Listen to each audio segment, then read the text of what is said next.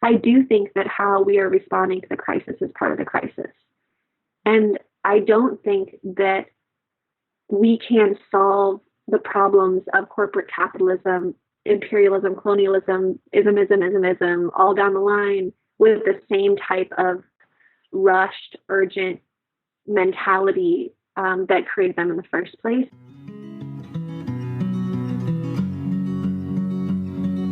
Hello, friends, and welcome to the Medicine Stories podcast, where we are remembering what it is to be human upon the earth.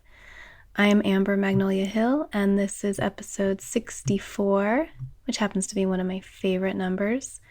And today I'm sharing my interview with one of my favorite people and fellow podcasters, Ayana Young.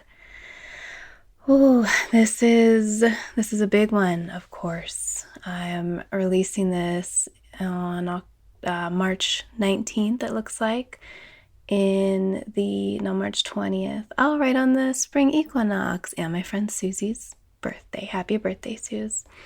But right in the midst of coronavirus, self-quarantines, big unknown, big question mark, what the future holds.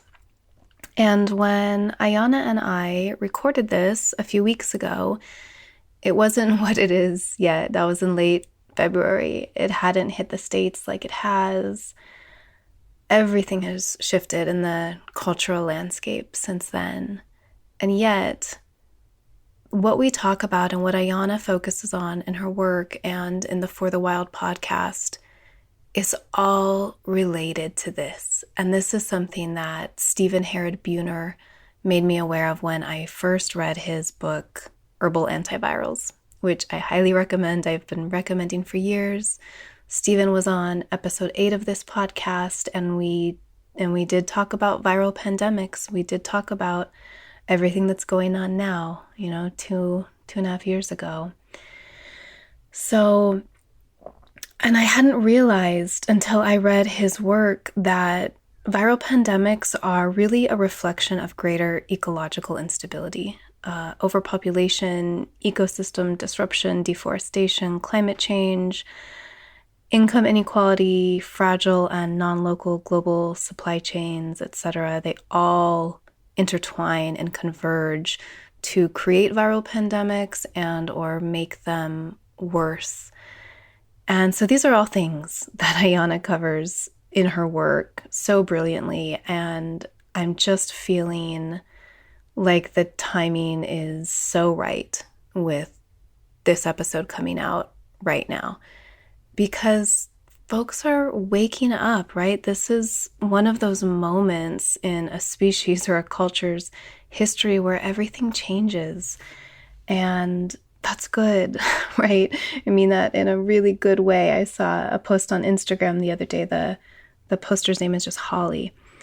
This is a new normal. It will not go back to the way it was. And that is a statement of hope. It's just exactly how I'm feeling. And I hope you are too. Another amazing post. This one was from someone named Gina Mayer on Facebook. Since the lockdown, Venice's canals have become crystal clear. Italy's coasts have dolphins coming nearer and nearer. Japan now has deer roaming free in the streets, and Thailand, the same with monkeys. China has record-breaking pollution cuts. The Earth has already begun showing signs of amazing things that are happening from the absence of human pollution. What if, and hear me out, what if the entire human population used this as an opportunity to restart society on a greener, more environmentally conscious foot? What we're seeing in the span of a couple of days is amazing. And so as you'll hear in this interview, a few weeks ago, Ayana brought this idea to my attention that when we slow down, the earth slows down. And I truly thought she was speaking metaphorically when that sentence first came out of her mouth, but then she explained exactly what she means. And oh no, it is literally true. And we are seeing that right now through this pandemic. And it's so beautiful, and it gives me so much hope, and I really am just so excited to share this interview with you. I'm thinking about just what a huge question mark everything is right now, and this liminal space that we're all in together, and really like we're all in it together. This is truly the most, I think, unified that the collective global consciousness has ever been. And while within that there's a lot of different opinions and different conspiracy theories and misinformation, at the same time, paradoxically, at the same time, we're all living this big shared experience together, which is beautiful and, again, gives me hope. I hope that we are realizing how interconnected we really all are, and that it helps us to take some of the bigger threats like climate change facing us as a species and as a planet more seriously right now. In the outro to the episode with Charles Eisenstein, I spoke at length about human hubris and our seeming unwillingness to learn from the past, and how we tend to think that we are just the peak, not only of all species on Earth, but of our species, that we're the smartest and we're the most special humans who ever lived and we're superior. And those things that happened in the past, the Great Flu Pandemic of 1918, which, by the way, is much worse than this as far as fatality rate. And even like the Dust Bowl, the Great Depression, wars, we think we're like above those or beyond those, and we're not. And in fact, we're more vulnerable today than any past generation because of the disharmony that we've created on the planet. If you would like to check out more of just my thoughts and what I'm really paying attention to through this coronavirus pandemic, I have a coronavirus highlight on Instagram. So I'll put a link to that in the show notes. My Instagram name is Mythic Medicine, and I'm just, really consciously sharing things that I think are important right now. And a lot of those are focused, of course, on herbal medicine and staying well, but then also really focusing on these bigger themes of the lessons of this time and what we can do with those. And if you're one of the many people interested in what's going on with our extra potent elderberry elixirs, you can imagine there's quite a high demand. We're doing our best to pump out new batches. They're selling out in about 3 hours when we list them. And so really what I've decided, I'm not announcing it anymore through the newsletter or even through Instagram. Maybe I will at some point, but you just have to check out the website, mythicmedicine.love. Click on the shop, and you will be rewarded for going the extra trouble of actually getting to the website yourself. And that also kind of helps slow down the flow of sales and lets us stay on top of shipping, which we've just been swamped, which I recognize is a very different economic, financial place that we're in than a lot of people are right now. So we will continue to try to get new batches of elderberry elixir out. And when those are sold out, we do have elderberry tincture, and we have mushroom medicines and herbal body oils for your nervous system. And, hopefully you're really focusing on food mostly. And I've been posting about that, the kind of foods that we are looking at, that we are consuming right now, and the kind of foods we are not consuming right now. So those are also in highlights. Patreon for this episode. Bless Ayana and the For the Wild team for offering 3 different goodies for the patrons at patreon.com/medicine stories. These, of course, are all available at the $2 a month level. They are offerings that were first given to the For the Wild Patreon community. So check out their Patreon as well. It's beautiful, as is their podcast. The first is a bonus clip from one of their favorite episodes with Donna Haraway, which aired last summer. That episode was entitled On Staying with the Trouble. So this is a 10-minute bonus from that, and it's amazing. She's an amazing woman, and I feel super honored to be able to share her extra ideas with you all. The second bonus, these are all going to be in the same post there on Patreon, is a transcript from another remarkable episode. This is probably my favorite episode For the Wild has ever done. It's with Dr. Bayo Akomolafe. The episode is called Slowing Down in Urgent Times.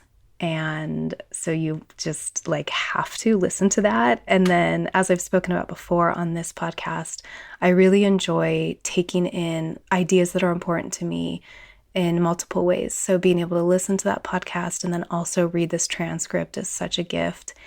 And on that note, I have somehow never shared that we have transcripts available now for about half of the Medicine Stories episodes. Mostly, the later half, but a few from the early days have already been transcribed, such as episode 8 with Stephen Herod Buhner, because it's been so popular. Lovely woman named Megan has been doing an incredible job transcribing. So yeah, they're at the website mythicmedicine.love, in with each different episode's post. And the third offering there at patreon.com/medicine stories is a link to their exclusive For the Wild Moon Phase playlist. This is number 4. It is a soulful and atmospheric monthly music playlist curated by their music supervisor, Carter Lou McElroy, and I am really, really enjoying it. I'm not just saying that. It's perfect for these self-quarantine times, and I do not do a great job of seeking out new music on my own. Mostly I listen to what my 13-year-old is listening to as far as new music, but this is much more my vibe. So those are all there. And I know so many of you deeply adore and admire Ayana, and those of you who don't already are about to. So it's really an honor to have an opportunity to get some of her personal medicine stories, get beyond her work in the world and her brilliance as an interviewer on her podcast and get a little deeper.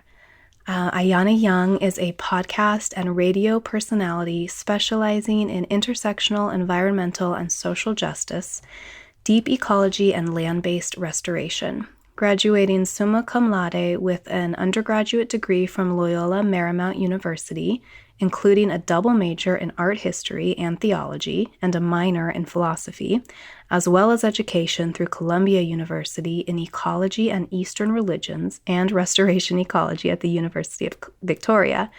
Young has a strong academic background at the intersections of ecology, culture, and spirituality. She was studying at Columbia when Occupy Wall Street movement began, and amid the burgeoning resistance in Zuccotti Park, she co-created the Environmental Working Group. Post-graduation, dividends from her early career allowed Young to conserve 500 acres of coast redwood and salmon habitat in Northern California, where she has been living for over 5 years, living for the first years in a tent with no electricity or running water, while she established a homestead and broke ground on a native species nursery and research center, including the establishment of the 1 Million Redwoods Project, which was acclaimed as the most backed farm project in Kickstarter history. A budding filmmaker, Young is no stranger to the medium, having spent her childhood as a prolific working actor, working alongside the likes of Steven Spielberg and Meryl Streep.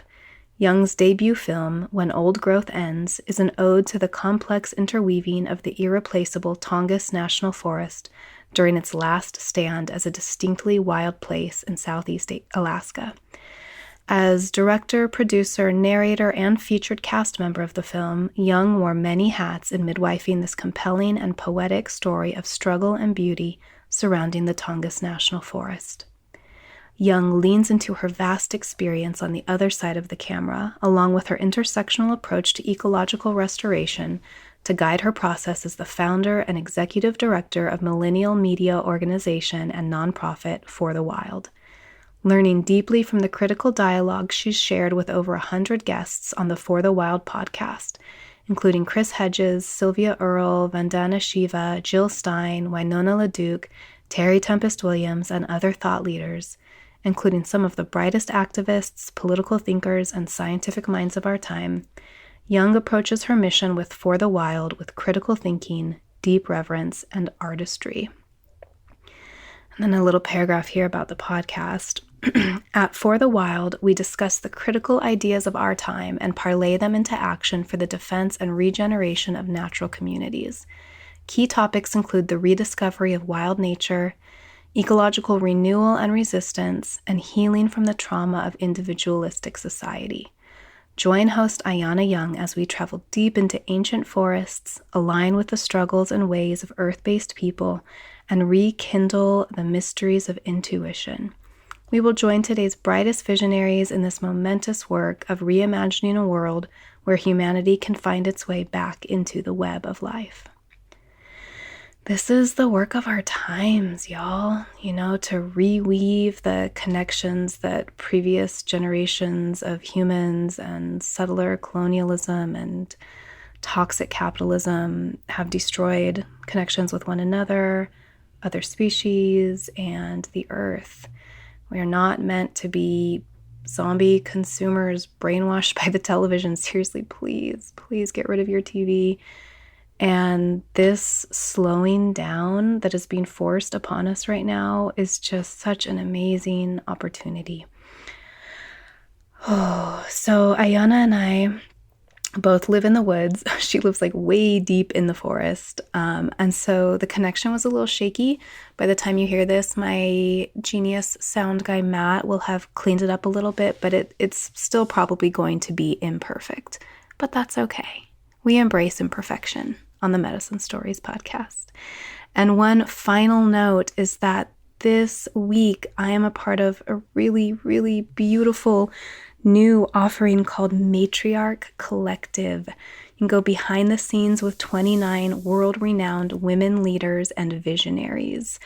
We'll dive deep into entrepreneurship, conscious parenting, ancestral healing, sacred sexuality, ritual design, herbalism, photography, abundance mindset, food as medicine, and more. So Matriarch Collective is a virtual village and mastermind community for women creators, created by Katya Nova of Nurturing Novas and the Honey Talks podcast. It's kicking off with an incredible week of inspiring talks, giveaways, and surprises on March 24th, and you can join for free from anywhere. I will, of course, have the link down in my show notes. My interview with Katya is entitled From Plant Allies to Podcast and Patreon: How to Reconnect with the Innate Earth Wisdom that Lives in Your Bones and Build a Brand on Your Terms. So this is the most honest behind-the-scenes look at my business that I've ever given. I cry twice throughout the interview. It was really, really potent and beautiful. My usual right side pain pattern was activated when we started, and by the end it had completely disappeared. Just sitting in this beautiful two-person community with this woman and diving deep into these topics, we get into so much more than what it says in that title as well. A lot of ancestral healing and matrilineal connections and pelvic healing and so much more. And at the end of that interview, I share the one thought that has been an anchor for me during this time when I start to get panicky or sort of start to spin out in fear. This thought has been keeping me grounded. There are 3 other women who have been guests on this show that are a part of Matriarch Collective, whose exclusive interviews you can see and hear there. Rochelle Garcia Saliga, her talk is called A Matriarch's Rites of Passage, Emerge Empowered and Exalted.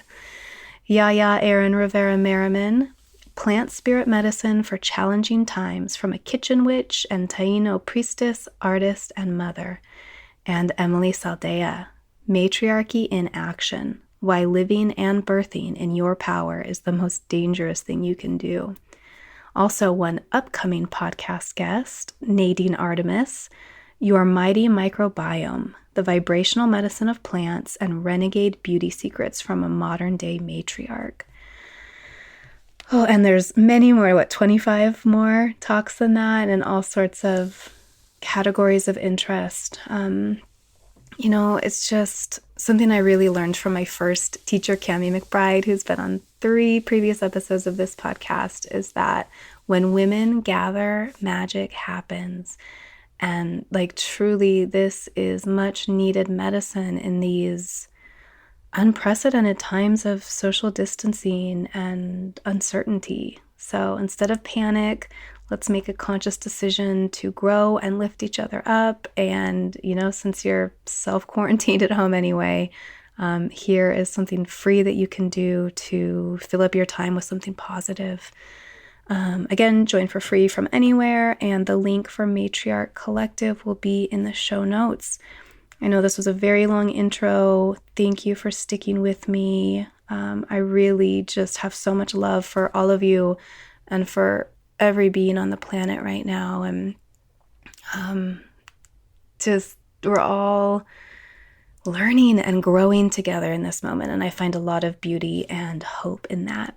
So without further ado, let's listen to this interview with Ayana Young. Okay, hi Ayana, welcome to Medicine Stories. Hi Amber, it is so good to be here with you and see you and just be present with you. I'm so glad we're doing this. I am feeling the same. It's been years since we've been together in the physical, like 2016, I think, probably at Spirit Weavers.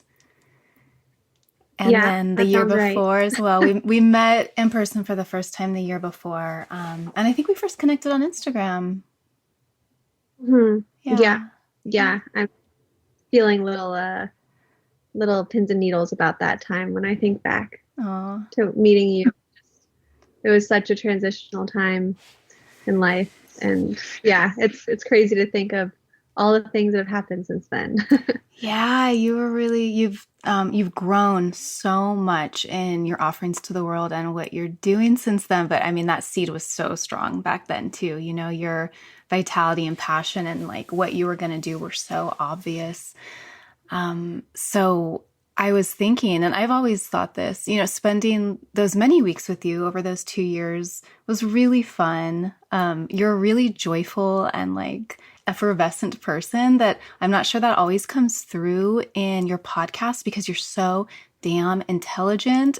And, the podcast, like the questions, you're just so well spoken and like even keeled, but you have this like beautiful, again, effervescence about you that is so lovely to see in a person. A lot of us are missing that or left it behind in childhood, I think. So I've always wondered like about your childhood and how you grew up. Was there anything in your childhood that predicted what you'd be doing now? And like, yeah, just, the general, tell us about your path question. Well, thank you for saying that I was effervescent and I do feel like I'm still a very passionate person, but there are times that I don't feel as bubbly as I'd like to, just the heaviness and the day-to-day BS. And so on a day like today, it feels really good to hear that reflection and tap back into those other parts of myself. Because I feel like, just as everybody else, we all have however many millions of facets of who we are. Mm-hmm. And mm-hmm. Yeah. And gosh, the childhood questions, there's so much there, but I definitely was not raised to be an activist or to be a earth defender or to even be a plant person or any of the things that I feel really connected to who I am today. It wasn't the way I was raised. I was definitely raised to be ambitious and to be strong and to be able to communicate and connect with people. And I think that there are little strings of my childhood that I see have prepared me for being able to do the podcast and being able to do the Redwoods project. And I think I remember thinking back to these memories of my mom when we'd be going on our adventures together, and she'd always tell me to push my believe button. She'd be like, take a deep breath and just push your believe button and have the confidence that you will be able to do it. And I think that part of my childhood really stuck with me because even when I've been so nervous to do things that I've never done before, like honestly, everything I've done up until this point that people know me for, these are all things that I really just leapt into complete uncertainty and faith. And there was no rule book, there was no guidebook, there was really not a lot to ground myself on other than that inner compass. confidence that I think my childhood and really my mom instilled in me. But yeah, so I definitely not activist nature background, but I always did have a feeling that there was something else out there that was calling me, and that consumer capitalism was not right and it did not feel good, and it was intuitional. It was like I remember feeling lethargic a lot as a child when I was kind of in the endless suburbs of Southern California and feeling, yeah, claustrophobic, lethargic, like a lack of deep connection. And I am a very intensely connective person. I was with a friend the other day, and I think they may have said that I was emotional, and I was like, wait, I am? And then I almost laughed at myself. I'm like, of course I'm a highly emotional person, but I never really think of myself like that. But I think for those of us who are highly emotional, when we're in environments so disconnected from intimacy and community and the earth, it feels like crap. And so I always did kind of have this underlying feeling of there has to be something else than this life that I see around me. And so I've been a real truth seeker. I have these rebellious, revolutionary sides of me that I always fed, and I never shied away from going against the grain or being outspoken or just going for what I believed in. And I think in indirect ways my childhood has helped me do that. So that's a little bit. I know it's really broad, but well, yeah. Push the believe button. That's amazing. I'm never going to forget that now. And that is what you have to do. You know, when you're building something, you just have to pretend like you know what you're doing and push forward. Believe. Yeah. That's beautiful. And so I know at some point in 2011, I would suspect you were at Occupy. Like what drove you there, and how has your work since then grown from then? Was that kind of like your initiation into a sort of activist life? Yeah, well, I would say in my high school years, and I went to a performing arts high school. So in terms of also having a type of confidence to perform, I've been trained for really my whole life in that type of push your believe button, go on stage and sing or do something silly and just be okay with whatever happens and kind of get into that. How we used to call it something, the zone, getting into that zone. And I think we all kind of know that feeling inside of us. And so in high school, as I was doing the performing arts stuff, and I feel really grateful for that time because I had a lot of friends that were also pushing the boundaries of the conventional high school way of being. You know, a lot of us were just wild and out of the closet at a very young age, and really feeling safe to be our nutty selves in front of each other. And so there was one friend, Lorna, who we would hang out after school because we rode the bus together, and we'd go home and we'd watch Michael Moore documentaries and Super Size Me, and we would look at Adbusters together. And that was kind of the moment where I started to feel those little openings of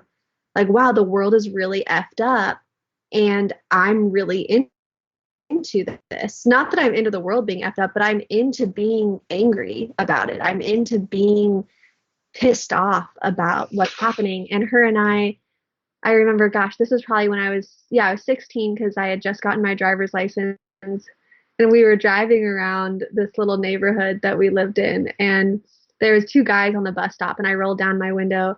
And now this is during this was the first Bush-Cheney elections. And so it was a intense time in the country with the presidential elections, which it will be again soon. Mm-hmm. And I rolled down my window and I said, "Hey, you guys hey, you guys like Bush?" And I just did not even realize how that sounded. That's not, it could be could be taken a few different ways. And hey, you guys like Bush? And then they're like, what? I'm like, are you into president or whatever? And I said, and they're like, no. And I'm like, okay, get in the car. And so then me and Lorna and these two random dudes were going around stealing Bush Cheney signs off people's lawns. And then we had this big bonfire where actually the cops came up, but luckily we kind of hid the signs in the sand before they saw what we were doing. But that's just like a little memory from the beginning of who I have grown into being. And then I'd say, like, since those years in high school, I still followed those threads. But when I went to undergrad, I was studying philosophy and art history and theology. I thought I was going to keep studying some type of performance art or theatrical something or other. But I really didn't want to do that. I have a very curious mind, and I'm a researcher. I'm a digger. I'm like, I can't get enough. And not even to say like I'm looking for answers or I'm looking for solutions, because that's not even that. I'm actually just really curious about life. And so I was in undergrad and I was super fascinated with religion, which I'd grown up really secular. We didn't celebrate any holidays other than just the consumer part of it. And I'd never really studied art or philosophy in those ways. And so even though I was studying things that weren't about activism or weren't about the environment, I was able to understand the humanities through this other lens, which was like through this revolutionary lens. And I remember when I was studying art history of, let's say Italy, and I was like, oh my gosh, like it took all of the old growth forest of Europe to create these monuments. And was this really worth it? Was it really worth having the 16th whatever, the chapels or the big, gosh, I don't even remember all the building names. And I'm like, was this worth taking down all the mountains for, to have these relics of the past? And so there was these deeper questions that would come up. And even in the art market, I was like, this is, the art market is this big fetishized consumer capitalist model that some people get to put their money in. And that's why those people happen to be in the museums. It's not because they were the best artists. It was because this was a system. This was a corrupt system, even back then and even now, and who gets to be on the walls and who doesn't. And so even when I was studying the humanities, I was still always questioning why, and how was this creating suffering in other parts of the world? And then I had graduated and I was really confused on life. And I was like, I want to study environmental science. And so by a real fluke, I got into Columbia, and I honestly don't know how. And so I was so happy because I got to go to New York City and all my musical theater friends were out there already. And so I started studying at Columbia. But honestly, I was so bored studying there. I was like, what the hell am I even learning? I'm like, we're not talking about intersectional justice. We're not talking about colonialism. Like, how are we even talking about environmental science if we're not talking about all these other things? This doesn't make sense. And I just kept sitting in these classrooms. And I also studied things like Buddhism and neuroscience. And I was studying things that seemed really interesting, but they weren't, to me, getting at the core. They weren't getting at that like fiery ball that I needed to be touching all the time. And so Occupy started, and I was like, whoa, what's this? This seems interesting. And so I remember I got on my little bike with my dog Mushy Bear in my back basket. We were going through downtown Manhattan, and when I got to Zuccotti Park, and this was in the first week, so it was pretty mellow still, and you could still really move around the park, and there was people, but it wasn't so jam-packed at that point. And I remember talking to people, and it honestly, Amber, it was the first time, except for my talks with Lorna, that I was actually with people who were as enraged and passionate and fiery and interested and curious about these things that had been, gosh, just burning inside of me all of these years. And I was like, oh my gosh, there are other people who want to talk about these things. Because before, anytime I would really bring up my anger of what was happening in the world, whether that was pollution or, whatever I thought about the time, which definitely isn't as deep as what it is for me now. I remember feeling like, oh, here comes Ayana. Like, the one who's going to be a bummer at the party, or nobody really wanted to listen. My parents didn't want to listen. My family wasn't interested. So I didn't have people who were willing to sit with me for 4 hours and talk about industrialized farming and being so ramped up about it. So Occupy was this place where I felt so much of myself come alive because I felt seen. And I felt like other people, I was seeing other people in our essence and like what we actually really cared about other than what we were just sold to care about. And yeah, it was a huge turning point, and I miss it, I miss that time. And but I've tried to hold on to those. Like I never want to lose that passion. I never want to do the work for so long that I become immune to the eros of it. Mm. Have you read the Overstory? Oh my gosh, I have to read it now because there's been so many people asking. I have to read that book. I haven't yet. Okay.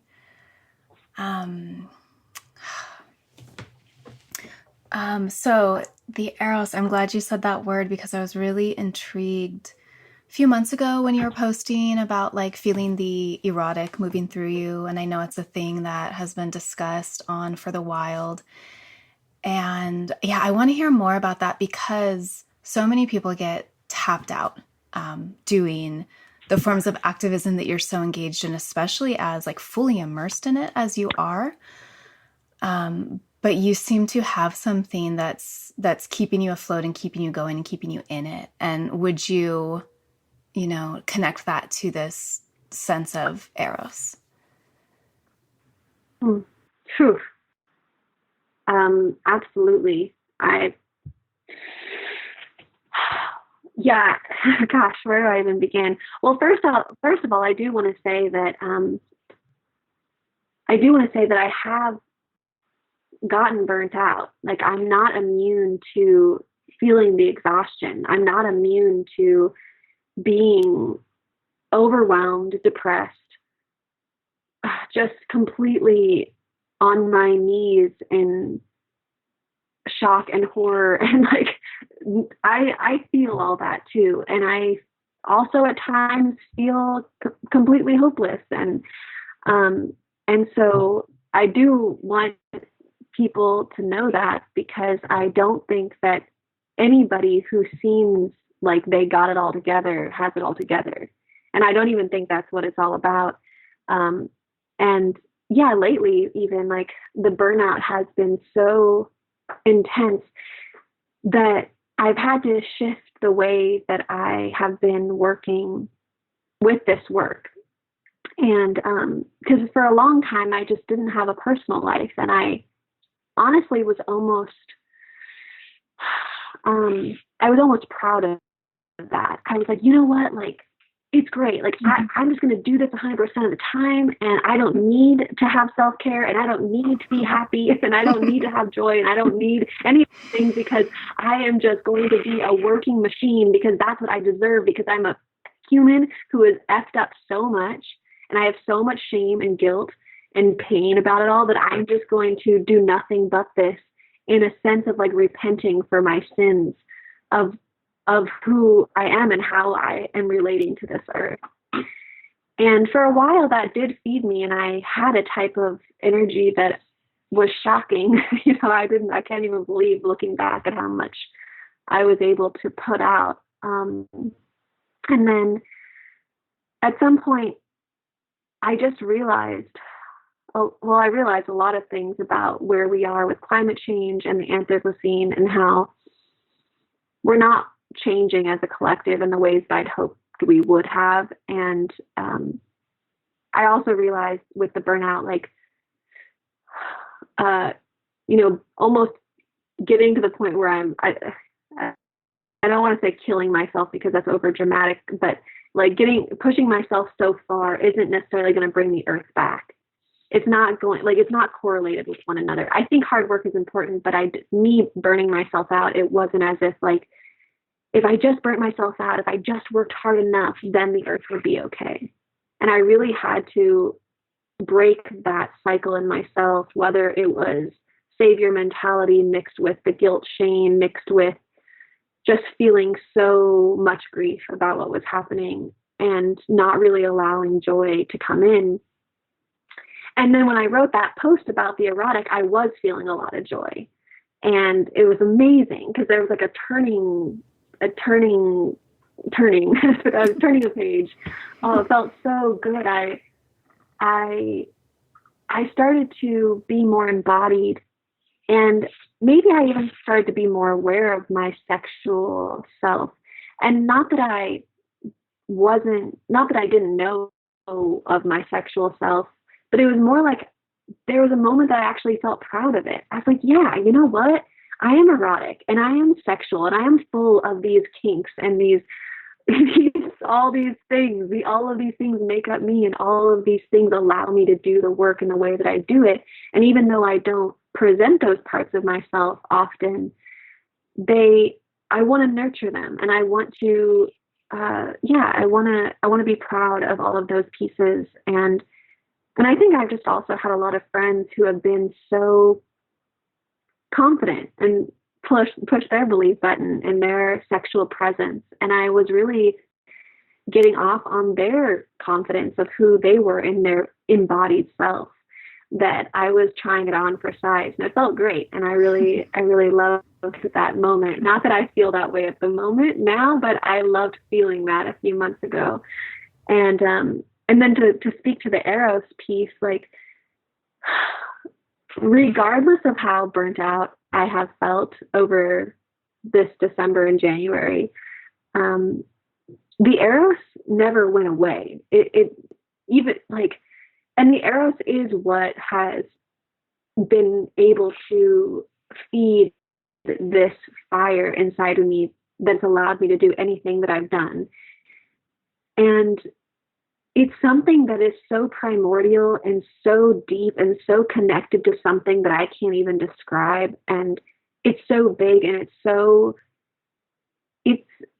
as if the overwhelm of the Eros is as big as the overwhelm of the grief. Like it's the same type of bigness inside of me. This love, this fascination, this, gosh, it's it's amazing. It's amazing. And honestly, it's probably what, if not the thing I'm most grateful for, definitely one of the things I'm most grateful for about being alive, is being able to feel this type of intense, almost obsession with the earth and the land, and craving to be with the land all the time. And so the Eros of that, it's like that feeling, what wouldn't you do for a lover? What wouldn't you do for your child or your parent or whoever that you're so in love with? What wouldn't you do for them? And that's how I feel for the earth. And I love it. I love working from that place. And I think it's precious. And I think it's precious, but it's not fragile. And I'm very grateful for that. It's not something that I've felt fickle about ever since I decided to dive into the deep end of this work. There's never been a moment that I've hesitated or wondered, like, but is this really what I should be doing? Or is this really what matters? Or I never have those questions about the essence of what I'm doing. Now, have I questioned, like, is this system that I'm working on within this project work? Like, no, there's been a million ways I've rearranged up and down and all around with how I do what I'm doing. But that umbilical cord hasn't broke. It seems to me probably that the more we really trust the call and dive into like what our soul is telling us we're here to do, the stronger that erotic flow of energy through us will be. Mm-hmm. Mm-hmm. Yeah.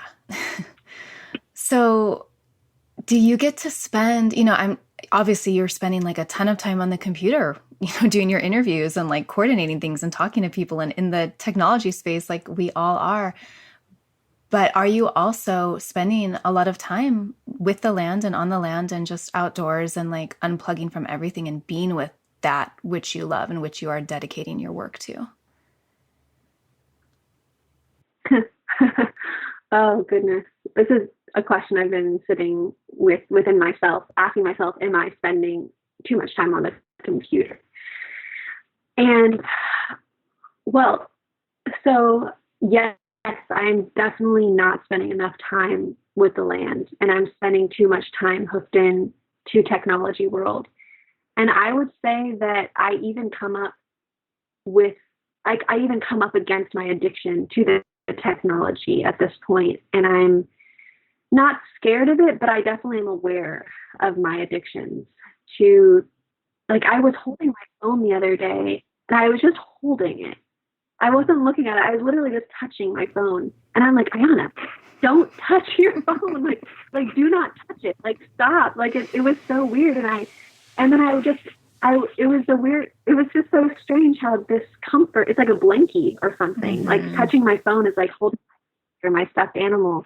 And so, this is something that I'm really working on within myself, because with the work of For the Wild, not just the podcast, which of course there's a lot of computer time with that, but being the executive director of the nonprofit and managing all of the stuff. And there's so many stuff between the taxes and the emails, and anybody who runs any type of business knows exactly what I'm talking about. Mm-hmm. And, you know, it's one thing to create the creative product. It's another thing to coordinate all of the pieces that go into the creation of the product, whatever that is. So it's been full on. The computer time, the phone time has been insane. And it's funny because I live deep in the woods, you know, especially in comparison to this modern industrialized world. I live pretty far out by today's standards, and I live off the grid, and I don't have a bathroom, and all of those things I don't have. So in a way, I'm like, what the hell? Like, I literally feel like I'm a person who lives in the city, but I just happen to live in the woods with a bucket as a toilet. But it's really somebody somewhere in San Francisco, and I really had to start questioning that. And then with the 1 Million Redwoods project, there was so much coordination and research and development that I felt like I wasn't connecting enough with the soil in my own fingernails. And I know that I can't do my work with the integrity that it needs to have if I'm not spending more time with the land. And so, luckily there are things like I don't have electricity where I sleep. It's a little 120 square foot wagon, and it's candlelit, and it's amazing. But the horrible thing is I used to not have cell phone service at all. And then I just happened to have LTE in one bar in my wagon. And I'm like, no, here I go to my little haven with no electricity, but somehow I have LTE in one bar. How? And so I had to tell myself, like, you don't get to be on the phone anymore. You have to put your phone on airplane mode. Because maybe I would justify it and be like, oh, but I have to do these emails, or I have to make sure this post about, this protest is going out, or I got to make sure that and it was just like any excuse in the book, whether it was good or worthy, it was still these reasons to keep me connected. And so I've had to hold some pretty strict boundaries with myself in 2020. This has been part of my kind of New Year's resolutions, where I really had to set aside my week and say, okay, I guess I've had to create working hours, which I never did before. And I think for a lot of us who are creators outside of somebody else's 9-to-5 boundaries, it's really hard to stop working, because it's like life becomes work, and where does it end and where does it begin? And so I really had to say, no, I'm actually only going to work within these hours. And these days of the week, I don't do any computer work. And this time of the day, I don't do computer work. And I can say that the amount of joy that I have been able to receive by having that spaciousness has been incredible. And I've also noticed that I'm not more productive if I'm always hooked in. It's not, and that was a real, that was something I had to break, this belief system inside of me that I would be more productive and I would be a better activist if I was hooked in 24/7. And now I'm realizing that's not actually true. And I can get just as much done when I give myself a lot more spaciousness to be on the land and to be with the woods and to leave my phone behind. And the last thing I'll say about this, because I don't want to keep blubbering on too much, is I've had a lot of amazing conversations with people on the podcast and friends alike, like the episode with Bayo Akomolafe on slowing down in urgent times, or even thinking back to my episode with Bronte Velez. I don't know if it was on the pleasurable surrender of white supremacy or the necessity of beauty, but I remember talking to Bronte a lot as well about this about this idea of slowing down. And I think I probably heard about that a few years ago, but I was like, no. Like the people who are saying slow down, like they don't get it. Like, no, we are in urgent times. Like the earth is going down. Like we do not have time to slow down. And I really didn't believe that. And I have definitely changed my tune where I've been having these inputs from people that I love and trust and just been in deep conversation with it. And I do think that how we are responding to the crisis is part of the crisis. And I don't think that we can solve the problems of corporate capitalism, imperialism, colonialism, ism, all down the line with the same type of rushed, urgent mentality that created them in the first place. And so I'm really trying to, in a revolutionary, subversive way, say, actually, no, instead of bulldozing ahead and making things happen at any cost, whether that's through the Redwoods project, like with reforestation or the podcast or whatever, I'm going to keep my diligence. I'm going to keep being in sheer devotion and working really hard. But the way that I'm doing it and the ability to breathe, slow, and really make decisions that feel like they've been thought out and massaged is so much more, I think, productive in the long run, and also for the health of and the sanity of myself and everybody that I work with. So I don't know if I said that as clearly as I wanted to, but hopefully the gist came across. Oh, I'm so glad that we went there. This like true methodical medicinal slowing down has really been a lesson for me this past winter too. It came through really strongly in the fall. I talked about it in an intro to this podcast. I don't remember which, but I truly realized like I have to slow the fuck down hard and like permanently. I was so stressed all the time. Yeah, running my business, the podcast, the kids, and just this same thing. I feel like I'm doing what I'm meant to be doing. And there's a sense of urgency to like help as much as possible, and so much of that means sitting on the computer. And I feel like I'm hearing this from a lot of people. Like this is really a collective lesson coming through on slowing down. And I haven't listened to that episode yet. Will you say the man's name again? The Slowing Down podcast. And what was the title of it? Okay. I was looking at that. Yeah, sorry, there's a little delay in the Skype. I was looking at that today and I was like, oh, next on my queue is that episode, and just even reading the description and just being given permission that it's okay, even with the urgency right now, it's okay and necessary actually to do the slowing down. Thank you for bringing that through. And I can't wait to listen to that episode.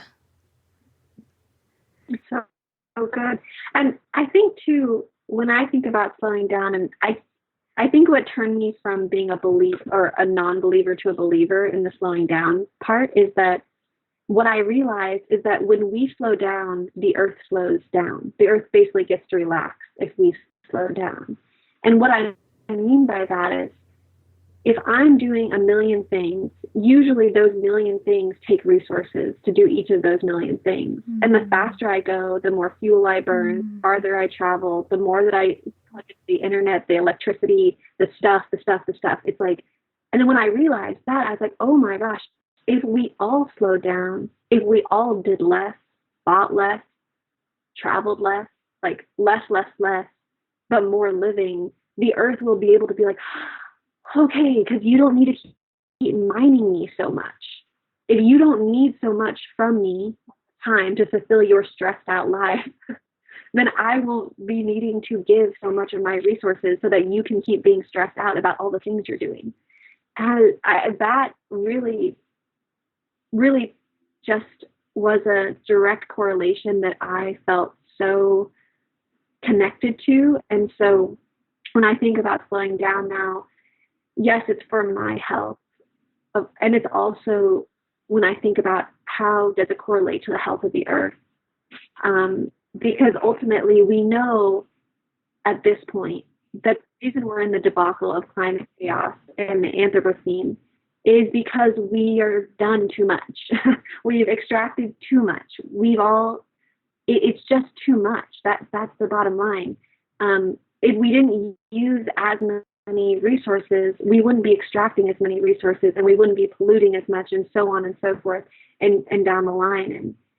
And I think it's like slowing down, not doing as much, and it's also in a way not needing as many options or as many choices either. I mean, it all comes together. It's like everything that we do is fueled by something that the earth gives us. And so I've really been just sitting with that, and in no way do I feel like I have perfected the slowing down or the lessening of my resource extractivism, or I think about it every day, and I'm trying really hard to understand how I can be a modern human, how I can create work that matters and community, but with using a lot less resources. And it's a really deep question that I have yet to figure out, but I will keep you updated if, when, and how I learned that. Yeah. Speaking of personal growth, I was curious, as a fellow podcaster, and so you having your podcast too when we first connected was certainly inspirational to me. Do you remember what I asked you when we first met there in the redwoods? I remember you, and I remember the trees around us, and I remember the general gist, but I don't remember the specific question. I'd love to hear it. I asked you how you got Stephen Herod Buhner on your podcast, because I told you I wanted to do one, and I totally wanted him to be a guest. And then when I started, I just asked him, and he said yes. Mm-hmm. He is so great. He is so great. So I always definitely, think of you when I think of the inception of me starting my podcast, and feel that connection and that gratitude that, just you being like, I just asked him and he came on. I was like, oh, okay. Yeah. So I'm curious, like, pushing the belief button, how has your approach to podcasting, or even how has the podcast itself changed since you started? How has For the Wild evolved? Oh my gosh, so much change and evolution. Yeah, well, at the beginning, it was definitely a believe button pusher. I mean, I had no skill in podcasting. I didn't even know what a podcast was when it was like 7 years ago.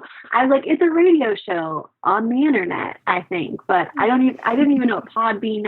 I think I knew what iTunes was, but like, I was definitely as green as they come with production. And, as you know, the production, there's so many pieces between getting the guests, coordinating the guests, looking for the guests, researching who they are, getting them to say yes, getting them to come on at a certain time, and then the editing and the uploading, and like it's a lot. It's a lot of pieces. And how it was at the beginning, it was me and March, and I would do all and March the was your coordination. Partner back then, right? Whom you built the tiny house you live in out in the middle of the woods with. And so he was there at the inception of the podcast as well. I didn't realize that. Okay. Yeah, well, so how I even learned about podcasting was, it was my first camping trip ever. March and I had met at Occupy Wall Street. We started the Environmental Solidarity Working Group together. We basically fell in love within 24 hours. It was passionate. It was intense. It was all of it, all those things. And he had lived in Peru for 5 years, and I had wanted to go down to South America. And so as Occupy got destroyed by Homeland Security, basically, meaning Zuccotti Park got like trashed and, it just got taken down. We decided to go to South America and travel down through Patagonia. And Patagonia is quite wild. And here I am, first time camper in these wild places where we were on dirt roads for months. And we had these kind of like anarchist health, end of the world apocalypse podcasts that at the time with these white older dudes who were spewing their knowledge. And I was into it. I was really into it. And March and I would listen for hours because we were in the wilderness going down dirt roads. There was no towns. There was no service. There was no radio. And so we would just listen to hours upon hours of this stuff. And honestly, I would get really scared. I would just listen to all this horrible news about what was happening, and I was freaked out. And then when we came back stateside, we were driving across the country because Fukushima had happened, and we were living in Oregon. I was feeling so much fear of the cesium-137 coming down, the rain, and just being contaminated by the nuclear fallout, that we left for the East Coast. And as we were driving through Arizona, we were listening to one of these apocalyptic shows, and I think they were like, call in or something. And I started dialing, and I got on the phone, and Mark's like, who you're calling? And I'm like, I'm calling the Progressive Radio Network. And he's like, wait, why are you calling them? I'm like, because we should have a radio show. He's like, wait, what are you talking about? Like, about what? And then the guy, and then it like, right, he's like, but, and then the guy's like, hello? And I'm like, hello. I'm Ayana Young, and I want a radio show. He's like, okay, about what? And the thing is, I knew that network in particular didn't have a very young crowd. And so I was like, about millennials. And he's like, huh, okay. He's like, well, if you're going to be in New York City anytime. I'm like, well, actually, I'm driving to New York City right now. He's like, well, okay, well, you can come by on Tuesday and come in with your pitch sheet, and, we'll give you a shot. So honestly, like, that's how it started. Wow. And I went and I had I got a little dressed up, and I went to the Upper West Side, to their radio building, and I had all my little sheets and my paperwork, and I did my little spiel, and he was like, okay, this looks really, really interesting. Send me a show in a month, and we'll see what we can do. And I was like, I left, I'm like, oh my gosh, Marsh, they're going to give us a show. We just have to make a show in a month. And I'd probably say like that month was like some of the most intense, like lots of fighting, lots of frustration. We didn't know anything. We were like, what is a microphone? How do we plug it in? Like, what do we record on? And I didn't know how to get a guest. Like, there was nothing that I had figured out at that point. So the funny thing is, I ended up having to tell the guy, hey, we need a little more time. And for about the next year and a half, this dude kept just leading me on and being like, oh, okay, well, I'd send him something. He'd be like, well, we'll see if we can fit you in. And I kept trying. But what was so beautiful is because he never said no, I kept building the podcast, hoping that they would pick it up. But in the meantime, as they didn't pick it up, I was just calling radio stations. I was really looking for trends. I remember when I saw Charles Eisenstein's Sacred Economics video, and this was back in, 2011, 12. And I was like, I need to get this guy on the show. Because I knew, I just had this sense, even with Joanna Macy, I didn't even know who she was, but I had seen an article and I was like, okay, this lady's important. And I kept having these intuitions about the people that I needed to have on. And so it was March and I for the first few years. And then the thing is, like, March is, I would say we're both artists, but he's the type of artist who doesn't like deadlines. And I'm the kind of artist who can deal with deadlines. And so at some point it was just like, okay, we cannot keep doing this as two people loving and fighting like cats and dogs, trying to get this podcast out every week. I needed to build a team. And this was back in 2016, 17, I remember putting a call out on Facebook being like, I'm looking for a right-hand woman. And 3 people got back to me well, maybe more, but 3 people I ended up bringing on. And from there is how the For the Wild team started building. And, you know, I didn't have the nonprofit in place, and I really like, it was so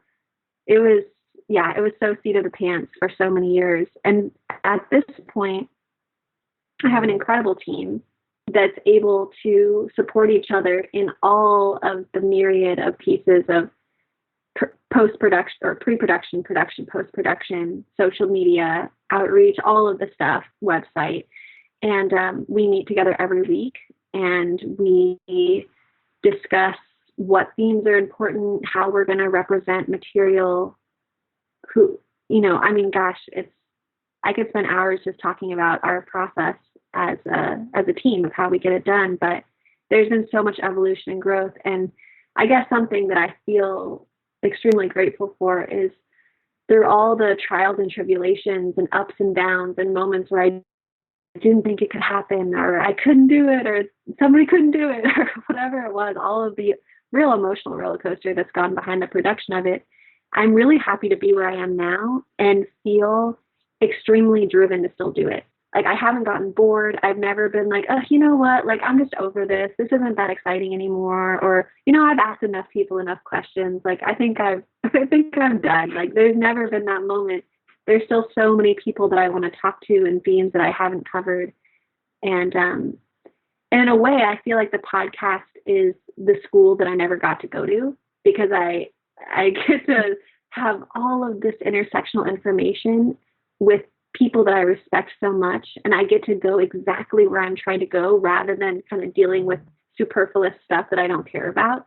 And so I'm totally obsessed with the podcast, and I think it's only going to get better and stronger. And I'm looking forward to 2020. Yay. Yeah, I've really paid attention to how it's evolved as someone who's either going to have to quit or grow her own team at some point. But you guys do such a phenomenal job. I really encourage people to just head to your website if they haven't been there yet, and just look at how beautifully like each episode is presented. And it's like a delight to the senses, really, to take it in, which is important because it is such, the topics can be so challenging and heavy and sad. So to even just like the aesthetics of the way you guys present it brings me into like a still, dropped down space that makes it easier for me to be there, you know? Yeah, I could ask you questions about your podcast forever, but I'm not going to ask too many. I mean, just from the like, you know, production point of view, which most people will not be interested in. But can you think of an interview or something that someone said in an interview that like really surprised you? Or, you know, I'm sure like every interview changes your life, but was there like a moment that someone said something that really just like turned your attention in a way or set you on a new path that you hadn't even dreamed of before? Well, definitely the bio episode on slowing down in urgent times, for sure. That's been one of my latest podcasts that has really affected me. But what I've also realized is that I'll have podcasts that I'll have done a year ago or months ago, and maybe at the time I may have thought, oh, that's interesting, but I didn't really see how it's infiltrating my day-to-day. And then all of a sudden I'll be talking about something and I'll be like, oh, interesting. Like, that was from this conversation on the podcast 6 months ago, and it's really actually embedded in me now. And so I'd say, honestly, every episode shapes me. It's even the episodes that I may not feel as connected to, there's still gems in there that kind of get me to see the world in a different way. And I always want to see, like, how I kind of feel is my devotion is unwavering, but I'm very flexible with how I understand things, because I think I need to have a lot of flexibility in the way that I connect to the issues that are happening in the world. And so I would say, yeah, the bio episode really stuck with me. The Dr. Max Lieber on her episode on, I'm forgetting the full title, but it's something about living in a plastic world. And she's a anti-colonial feminist marine scientist, marine plastic scientist. And because I have been so steeped in forestry and science through the 1 Million Redwoods Project, I've kind of, for the last few years, have gotten really, really turned off by a lot of science. I'm like, what is this? What is this? Who is paying for the study? And why is this what is being studied? And why is this even being said as the thing that's real or true? Right. Like, why is this the only... Just some person. Right. Sorry, I think about this all the time recently, too. Why is this the only form of knowledge that we consider valid in our culture? Mm-hmm. Yeah. Aside from all the absolutely. Corruption as well that can be there in the science. Oh yeah. And I just was getting really turned off to Western science, even though I was trying to, in some ways, be a scientist or be within the scientific community. I was feeling so just turned off by the way, honestly, the human supremacy behind it. Mm-hmm. The kind of like, it used to be the church, but now it's Western science. And like, that's the word. And you can't question the word because it's science or something. I'm like, but we made this up. We made science, like we made this. This can be questioned. But Dr. Max Lieberman, the way that she goes about her scientific practice is so deep and so much integrity, also so much honesty. Like really, she's not trying to sell solutions. She's not trying to market her form of science because she's trying to get more funding for something that doesn't actually support communities. Like even the way that she connects with communities on what is actually being studied in their area. Like actually asking people, what's important for you because you live here. So what's important for you to be studied, or what's important to be, So she really, she was so wonderful. And the whole plastics debate is really up right now. I know a lot of people are questioning recycling at all. Like, does recycling even matter? Is China even taking our recycling anymore? And something that she broke down for us that I really appreciated was, what is even plastics and how do they get recycled? And she was saying there's not just one plastic. Like plastic plastics, that's actually what it is, because there's every plastic container or whatever, it's made up of all of these chemicals. Some of those chemicals are known and some of them are patented, so you don't even know what's in them. And then if you try to melt them all together, it's just going to create some weird blob because they don't all melt at the same time. They have all these different properties. And that to me, I was like, thank you. I really needed to understand that because I was feeling really, really frustrated by just not understanding what the plastic problem really was. And even she talked about trying to clean up the oceans. And, she had this really good metaphor because she was talking about, well, if we were really going to try to clean up all the plastic in the ocean, I mean, one, it's seemingly nearly impossible, as probably is to some level, because just the amount of ships to get out to the middle of the ocean to try to get these plastics, it's kind of an impossible feat.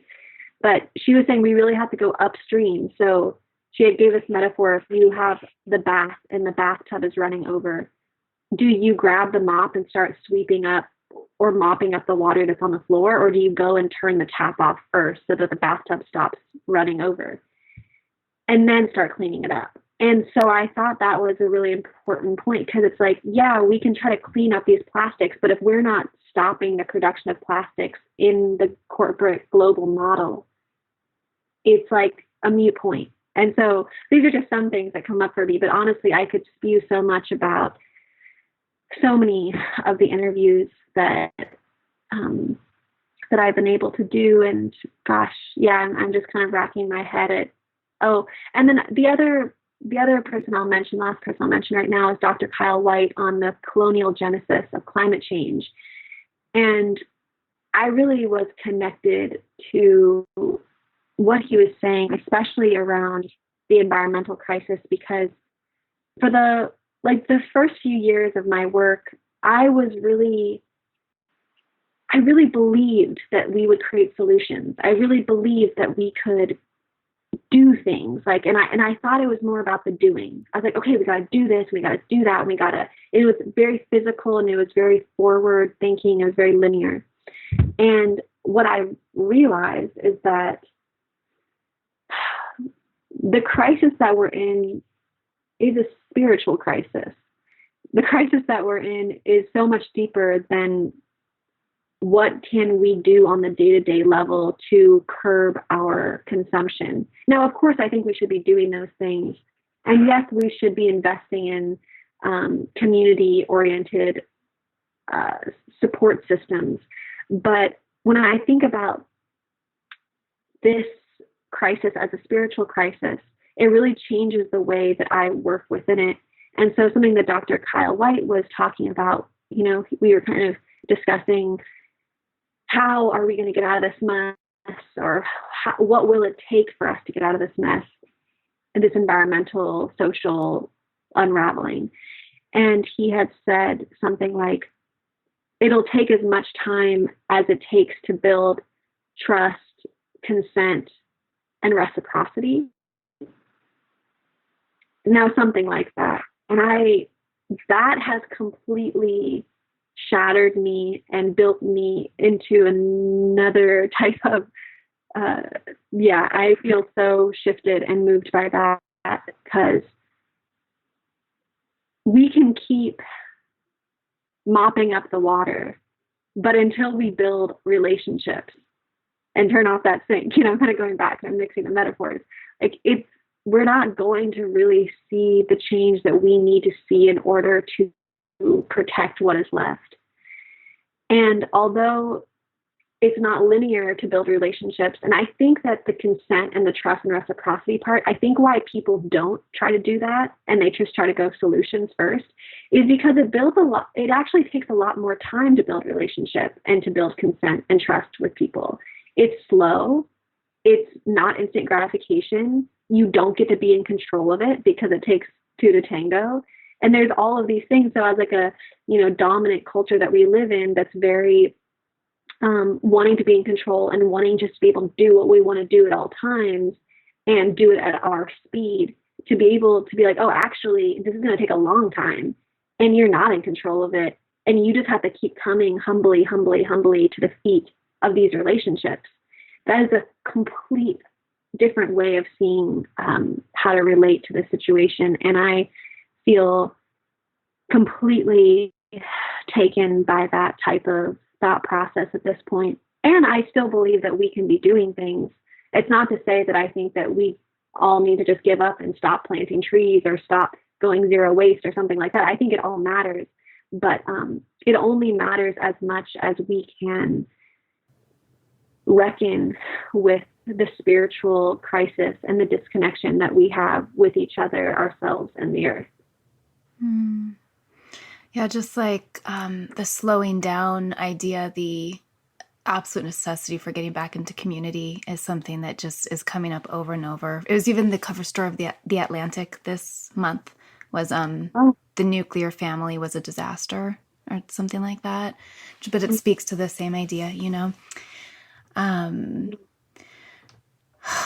I'm feeling really grateful right now for you and these ideas that you just are bringing forward through the podcast, because they're both like comforting and hope giving, And I know you do know that it can feel so hopeless and scary.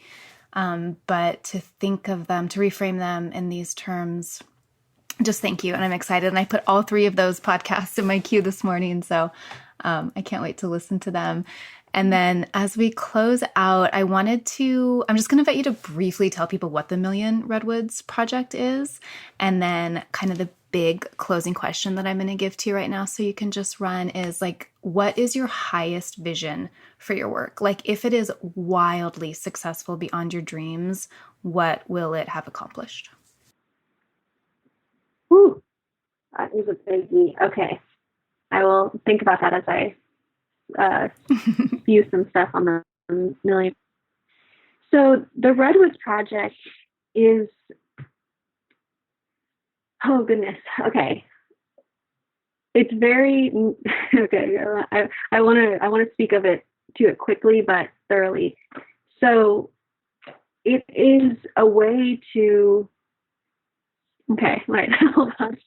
Oh, because I want to get really wordy. And Yeah, I want well, to get all I'm not deep in a about hurry. it. I'm not in a hurry. You are Okay. the one who has something to do after this, so go at your own pace. Okay. Oh, good. Okay. Then I can start to breathe in a little more. Okay. So, to back it up, I obviously a fierce lover of the forest. I had spent a lot of time between old growth, clear cut, second growth, third growth, and I was constantly talking to the forest and asking them, what can we do about this? Like, how can us humans support you in your regeneration? Mix that in with climate change, mix that in with the Anthropocene extinction, losing 200 species a day. I having knowledge that the biodiversity of these places are really dwindling, and so I was sitting with these questions because I was so in love with these places. And I, at one point, the forest came to me in a moment when I was at the confluence of these two waterways where I live, and they said, protect us and plant our children. And so for the next, what has this been, like 5-6 years, I've literally been like, how do I protect you and plant your children and support the next generation of your communities? And so with that question, I went into knowing that I wanted to plant trees, but it wasn't enough to plant trees. I also wanted to focus on the understory plants. And I knew that wasn't enough because I also knew the fungi needed to be a part of it, because I was really looking at reforestation through a holistic lens. And then the more that I was working with intersectional climate, environmental, and social justice, I was like, well, I also know that it needs to be connected to the community that's living in those places, and to have indigenous consultation so that it's not just another white savior project. And so I've been kind of in this tornado of learning and pushing away and bringing in different ideas, different ways of forestry, or of working within forestry and reforestation, because what was a real big bummer is I had so much excitement to do for reforestation, and I studied restoration ecology, and then I realized throughout the process that the reforestation or restoration industrial complex is alive and well. And I didn't even think that existed, because I was like, well, what's bad about planting trees? That just seemed like anything, it's all good. Well, what could possibly be bad about this? And then, I realized that so much of reforestation has been created by the logging industry. So the way that millions of acres are being reforested in the moment have been created by industrial systems that want to extract. So you could just imagine, if those are the people and those are the models that are creating the systems for regeneration, it's probably not that regenerative. And so I have been trying to push against that.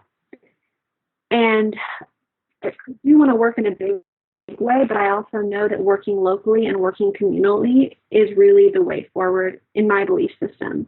So how do I balance those two? So at this point, I'm I don't even know, neck in, neck deep. I've been doing a lot of work with the reforestation initiatives and building a living library, or I call it a living library, but otherwise we could call it a native species nursery where I live. And just in the past couple weeks, I've been doing probably, thousands of clippings for propagation of different native species, whether that's black-cap raspberries, willows, redwoods. And I've been cloning redwoods, which I kind of didn't know about at the beginning because I was really focused on the seed, but the germination rate is so small. But what logging companies will do with redwoods, for instance, is they'll clone.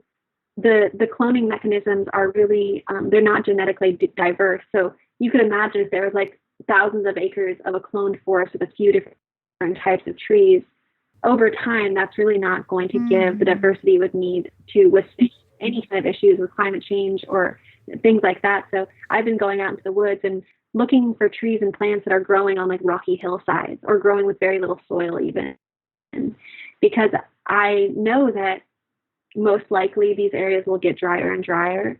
And so picking plants out for climate resilience has been an important part of the project. But yeah, it's been really humbling to work with plants in this way, because again, like these relationships take time, and it takes time to learn how to go about it with integrity and not just blaze through it with all this urgency and quickness and making decisions that I don't want to disrupt the forest. I don't want to make a fast decision about some kind of genetics of a tree and then realize that could have repercussions down the line. And I think that there have been a lot of repercussions to how we've been doing forestry as a whole. So yeah, the project is beautiful and it's very deep, and it's a different type of way of working with the forest. And I feel like kind of like my prayer is that I could be an herbalist for the earth and an herbalist for the forest, and go in with medicines and slowness and relationship and really learn how to go into either highly devastated areas that mining or logging has occurred, or areas that have been logged or mined within previous years, and give boosts of biodiversity through the understory and the fungi, and plant more trees that will sequester more carbon for climate, for climate stabilization. And yeah, so a little bit of a messy answer there, but it's a very challenging project, much more challenging than the podcast is for me. And I just keep showing up every day. And it's, it has felt so good to, like we were talking about at the beginning of the show, so much of the work with the redwoods. There was a lot of land work at the beginning, but then it became a lot of computer work with coordination and research and data collection. And so the fact that I've gotten to be outside for the last 2 weeks as spring is coming and work with propagation is like a miracle. So, and remind me how much did you get on the Kickstarter for that? Because that was like just one of those beautiful, incredibly successful Kickstarter campaigns. I contributed. It's just like, I mean, even just the minute I saw the name, I was like, oh, yes. Ayana's doing something called 1 Million Redwoods. I will be donating. But it was clearly so well done and so well researched, and a project with so much potential that people were just stoked to do it. And I loved watching how that Kickstarter unfolded. That Kickstarter was amazing. Again, it was like seat of the pants, just going for it, going off spirit. So we made, I think it was like $124,099, and then Kickstarter takes their 12%. So $100,000, and and it's been really instrumental in doing what we've been able to do so far, and it's felt so right to not. Because, the thing is, like, with that money, like, if I wasn't really thinking things through, I could have squandered that really quickly in the first 6 months of the project and decide, I'm going to buy all these pots. Like, pots alone could have cost me $300,000 just to buy the pots that are created for forestry, So I've been really frugal, and I've been really thoughtful, and I've just, it's really challenging the dominant narrative of bulldozing through projects at any cost. And for me, the thoughtfulness and going, wait a minute, like, this doesn't make sense, or this doesn't feel right. I'm going to not walk forward. I'm going to stay right where I am. And I'm going to look into this more. And I'm going to ask people that I trust before I take the next move. And that has felt really good. And it's felt really challenging because, like I said, this culture just wants us to do all the time and be successful and be big and go and not stop and have results right away. And it's like, well, what would it actually take to have results right away? Like, what would that actually entail to be able to have something like that? And so I've had to deal with my own ego and also really work with the pace and the timing of the forest and say, no, actually, the more, in order for me to have the most integrity I need to have, I really need to be extremely focused on how to do every single step of this project. And so even like for a year, I did trials on different pots. And it was crazy. And I was like, oh my gosh, I just want to be doing something else. Like, why? But I was like, no, because am I going to buy 1 million pots for $340,000 that are going to last 5 to 7 years and then all go to a landfill?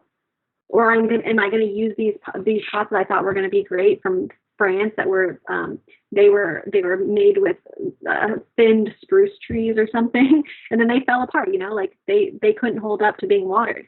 And so there's all these things that have gone into the project that have been frustrating, but ultimately at this point I feel really excited because I found we've made like 10 different tools that we've been testing out to create basically like in soil pots. So we are like, it compacts the soil into the ground and pushes and compacts the clay around it so that we don't have to use pots, which I'm so excited about. And we're not importing soil, which I didn't want to do because potting soil, like the perlite and the lava rock, that's all mined from somewhere. It's like, why am I going to destroy a mountain somewhere else in Hawaii so that I can have like a nursery in the redwoods? It doesn't make sense. Like, this is what I'm talking about. It's like, this doesn't make sense. And so it's pretty exciting to see these redwoods now growing in these in-ground pots that also take a lot less water because pots evaporate like crazy. A black pot in the sun, it's like you water it and you need more water. So that's so cool, Ayana. That's what successful people do is they innovate the solutions to their problems as they go along, and so that's amazing that you're doing that. And I'm curious, are you like doing updates on the project as you go, like things like this? Like, I'm sure my husband is going to hear this and be like, I need to see these in-ground pot things. What is Ayana doing out there? I'm going to get better at that.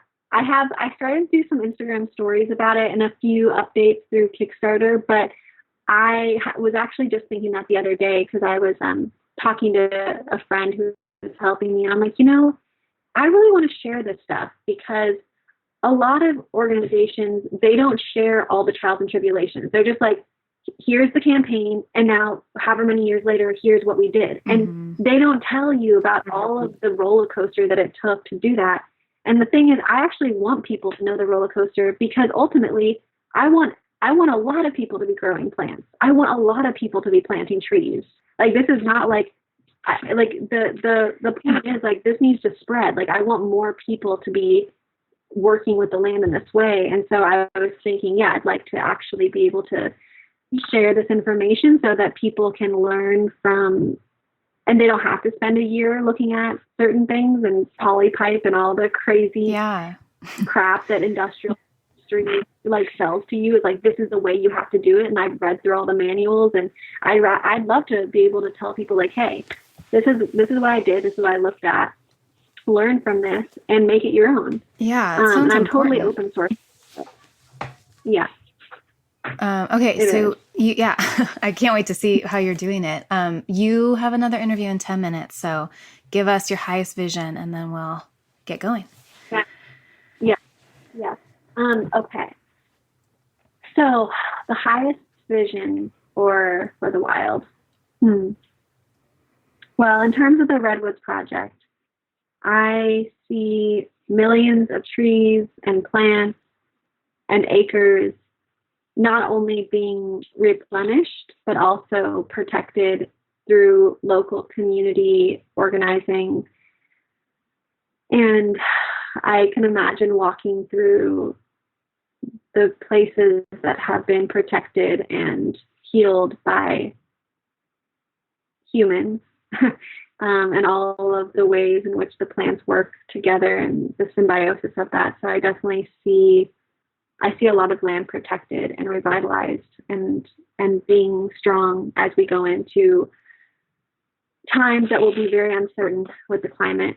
And that would be, getting millions of trees and plants into the ground and being able to do it in places that will be protected and will have some type of legal standing that they will not get cut down into the future would be my greatest success.